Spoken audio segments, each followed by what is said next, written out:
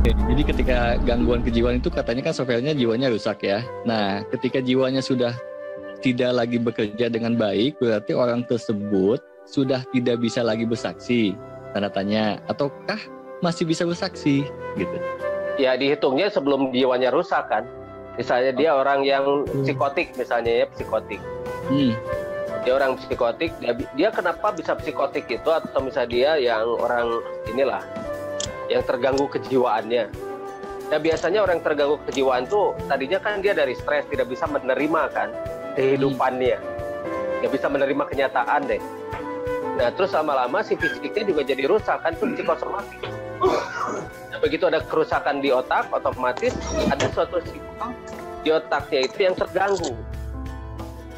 Jadi mesinnya itu terganggu, nah baru jiwanya juga terganggu. Karena mesin bisa mempengaruhi aplikasi, bisa. Oke, jadi di situ tidak bisa bersaksi ya, Mbak? Ya sebetulnya ya itu tergantung kerusakan jiwanya juga. Bisa saja orang-orang yang terganggu jiwanya tiba-tiba dia bisa lebih peka. Ada tiba-tiba yang di otaknya itu yang terbangun. Oke. Makanya kadang-kadang orang-orang yang begitu tuh kadang-kadang suka tahu nomor berapa yang keluar hari ini gitu kan. Terus kadang-kadang iya, dan terus kadang-kadang dia juga sering suka bilang begini. Kalau dia bisa bicara sesuatu yang kita tidak pernah terbayangkan tentang Sang Maha Menjadikan. Oi. Yes. Kalau kamu itu katanya kalian tuh tidak tahu, nggak pernah lihat yang namanya Tuhan. Tuhan itu kan wujud. Kenapa kalian nggak tahu? Kalian tuh pembohong, kalian penipu Allah. Kan? Ngaku bersaksi padahal kagak, gitu kan? Iya. Bisa saja orang-orang gila bilang begitu. Nah kalau saya bilang begitu juga mungkin dianggap gila. Secara fakta ya, secara fakta manusia-manusia itu yang mengaku atau mengaku bersaksi itu tidak pernah menyaksikan sendiri kan? Iya. Padahal salah satu sifat dari Sang Maha Menjadikan itu adalah wujud. Oke, lanjut ya Kang. Kayak truk. Semua itu Tritunggal. Apakah ini termasuk juga untuk benda-benda yang kita sebut benda mati? Misalnya tanah, air, batu, dan lain punya jiwa juga? Iya. Emang molekular tanah tidak bergerak? Iya. Semua bergerak dan semua berlaku hukum Tritunggal. Semua punya sifat masing-masing kan. Tanah punya sifat masing-masing. Terus udara punya sifat masing-masing. Itu ada yang namanya aplikasinya juga, atau operating systemnya tuh ada. Emang udara nggak punya fisik? Punya. Hanya kita tidak bisa melihat fisiknya. Tapi kita sering nabrak-nabrak udara kan, kena angin itu ya. Iya. Nah terus ini apa yang namanya tanah? Tanah punya sifatnya sendiri.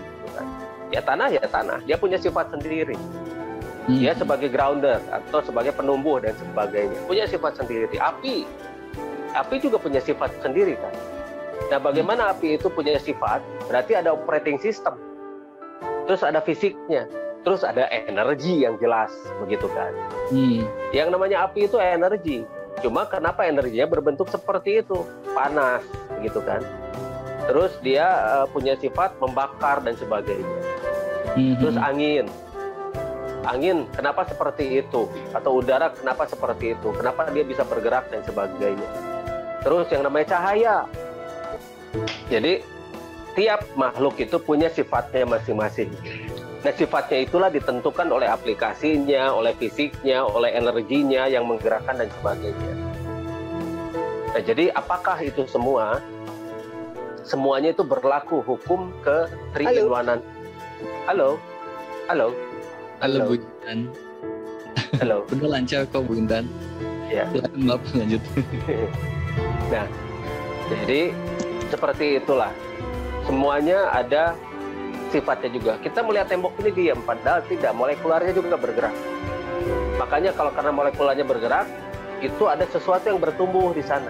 Bisa menjadi lapuk atau bisa berjamur. Atau bisa ter-trigger ada sesuatu menjadi rusak dan sebagainya. Adalah, itu semuanya ada. Begitu. Ada lagi pertanyaan? Ya, Mbak, itu kalau yang membedakan apakah ada bedanya jiwanya dan ruhnya benda-benda itu dengan kita, Mbak? sebetulnya begini, yang namanya energi itu bisa di-plug-in kemana saja. Contohnya baterai. Baterai itu yang untuk DC, untuk arus yang searah, itu kan bisa masuk ke handphone mana saja. Prinsipnya sama, itu listrik. Gitu. Listrik untuk arus searah. Kemudian untuk arus bolak-balik, arus AC. Itu kan bisa masuk menghidupkan apa aja kan, yang selama peruntukan mesinnya itu untuk arus bolak-balik atau untuk arus AC. Padahal sebetulnya itu prinsip DC itu jauh lebih baik gitu loh, untuk ke electrical gitu ya. Tapi yang jelas semua dari listrik itu bisa dihidupkan kan, asal tinggal dicocokkan saja dengan mesinnya. Sama energi itu seperti itu, sama. Karena di dalam tubuh kita tuh ada energi juga, dan energinya juga itu berpasangan, ada plus minusnya, sama. Jadi dalam membedakan tuh, berarti yang membedakan tuh jiwanya itu operating systemnya kan, Pak?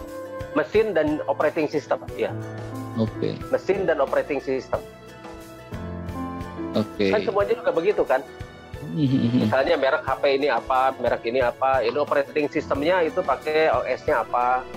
Ada yang pakai Mac, ada yang pakai Android, ada yang pakai Windows gitu kan, macam-macam. Nah, kesadaran manusia itu nanti si operating systemnya akan disesuaikan dengan DNA atau DNA. Jadinya tiap manusia itu punya kesadaran yang berbeda, punya fisik yang berbeda dengan kesadaran yang berbeda pula. Begitu. Tapi bisakah manusia membuat suatu kesadaran kolektif? Bisa. Asal kita bisa menjam frekuensi otak orang-orang semuanya gitu. Di jamming. Ya. Energi lagi yang dibutuhkan, Bapak. Energi lagi.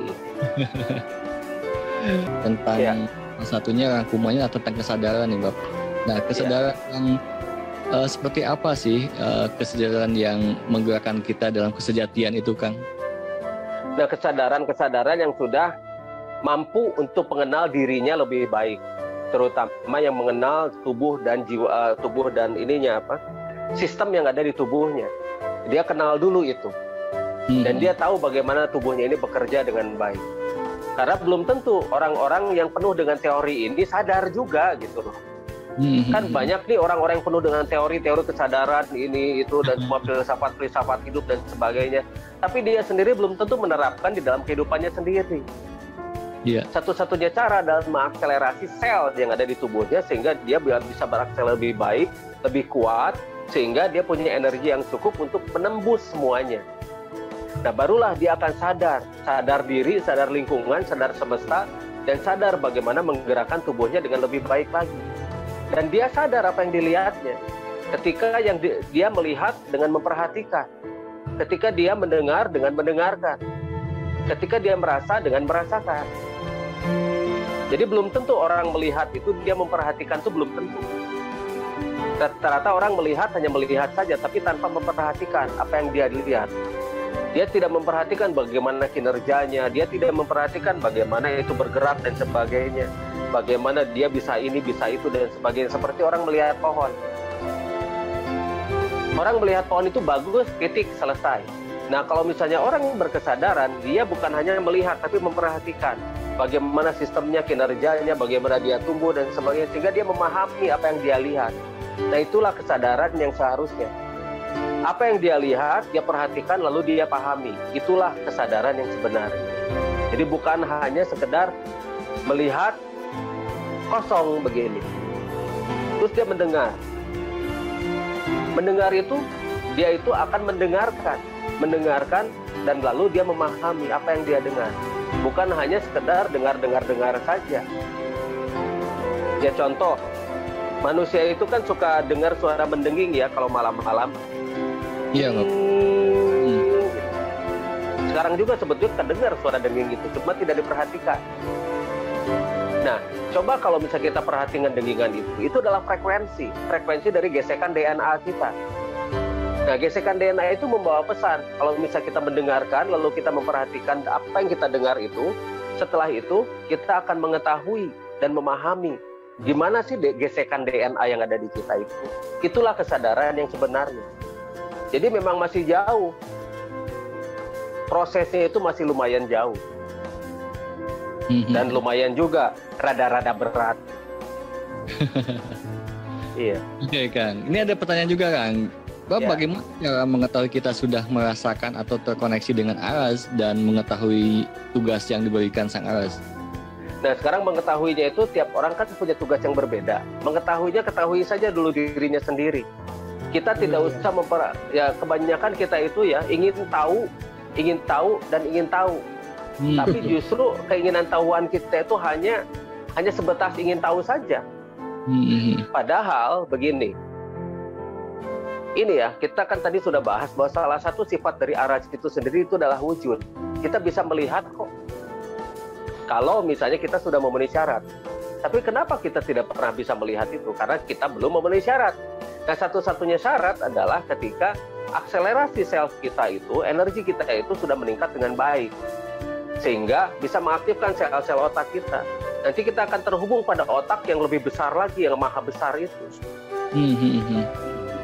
Jadi memang bentuknya seperti apa gitu Aras? Itu seperti otak yang sangat besar, yang isinya itu galaksi-galaksi dan zat yang sangat luar biasa. Nah, itu dikumpulan dari zat-zat mulia. Itu bisa kita lihat kalau misalnya kita memenuhi syarat. Emang kita tidak bisa berkomunikasi? Bisa, karena dia lebih dekat dari nadi gitu loh. Jadi bukan hanya slogan, lebih dekat dari nadi itu bukan hanya slogan. Memang kita bisa melihat, memang kita bisa mengakses dan kita bisa ngobrol. Itulah yang nanti akan bisa memberi petunjuk kepada kita bagaimana kita menjadi manusia-manusia yang bisa mengatur, bisa memelihara, dan bisa mengharmoniskan semesta ini, begitu loh. Khalifah Allah di muka bumi. Oke, jadi maksudnya lebih dekat dari ular leher itu enggak kita ada di dalamnya atau gimana? Enggak, karena otak. Oke, kita miniaturnya itu ya, miniaturnya dari. Iya. Kita memang miniatur. Kan Adam itu dibuat berdasarkan wajah dari atau cerminan atau berdasarkan image dari Sang Maha Menjadikan itu. Jadi memang bisa dilihat, bisa banget. Hanya jangan salahkan mereka yang bisa melihat dong, kalau belum bisa melihat gitu loh. Jangan katakan orang-orang yang sudah bisa melihat itu sesat, jangan. Karena yang mengetahui siapa yang tersesat itu hanya roh, bukan manusia. Terus apa jaminannya mereka benar juga kan? Orang-orang mengatakan orang sesat juga belum tentu benar itu. Jelas. Iya. Nah, lanjut. Ya, dulu kan ada kaum-kaum yang punya akselerasi juga yang besar nih Mbak, gitu ya. Apakah mereka juga melihat aras itu atau ada syarat yang lain yang harus? Ya jangankan begitu ya, iblis saja melihat aras, tapi kenapa gitu-gitu aja? Iya. Nah, berarti ada sesuatu yang memang ditugaskan untuk sebagai penyeimbang. Nah, iblis kenapa tidak dimusnahkan? Karena memang fungsinya sebagai penyeimbang, begitu loh. Jadi sama malaikat. Iya, yang namanya malaikat itu apa sih gitu kan? Apakah dia makhluk cahaya dan sebagainya? Itu kan sama, itu proses keseimbangan semesta. Itu proses keseimbangan. Kalau ada jahat, pasti ada baik. Kalau ada positif, pasti ada negatif. Kalau ada siang, pasti ada malam. Itulah keseimbangan. Itulah yin yang. Ya. Jadi semuanya itu harus ada. Tapi ingat, di tengahnya itu ada yang namanya netralitas. Ya kan, ada siang, ada malam, ada maghrib atau pagi atau subuh. Ada yang namanya yang namanya positif, negatif, di tengahnya ada nol. Itulah netralitas. Bagusnya yang di tengah ya, Kang? Kenapa? Bagusnya tuh yang di tengah atau kenapa? Apa yang di bagusnya itu yang di tengah ya, bukan yang netral ya, netral. Jadi kita bisa melihat kedua arah. Dan ketika kita betul. Iya, jadi begini, ketika kita di tengah, ketika kita di tengah, itu kita bisa melihat kedua arah. Iya. Sehingga kita bisa mengendalikan arah-arah itu. Ini ngomongnya kecepatan. Pelan-pelan. Bintan sih. Tuh, salah gue emang. Ya, sudah 1 jam ya.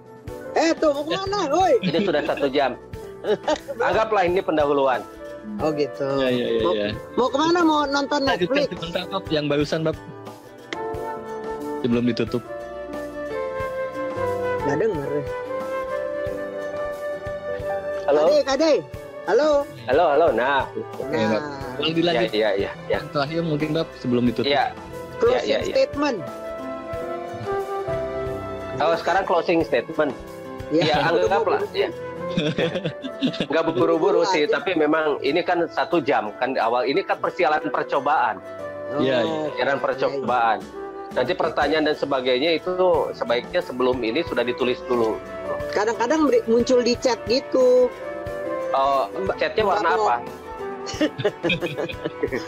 Kadang-kadang kan baru dapat ide setelah Mbak ngomong. Iya, nggak apa-apa. Oke. Nggak apa-apa, ngalir aja lah. Cuma masalahnya kalau misalnya ada pertanyaan-pertanyaan yang tidak terpikirkan sebelumnya, tulis saja. Oke. Atau bisa mau tanya apapun ya. Biasa kalau kita mah yang namanya open dialog seperti begini atau di Zoom seperti ini, pertanyaan memang tidak dibatasi. Silakan mau nanya apa saja. Kapan dia dapat jodoh gitu, anak-anak muda gimana nanya? Nah, itu usaha dong, dan rombak itu muka.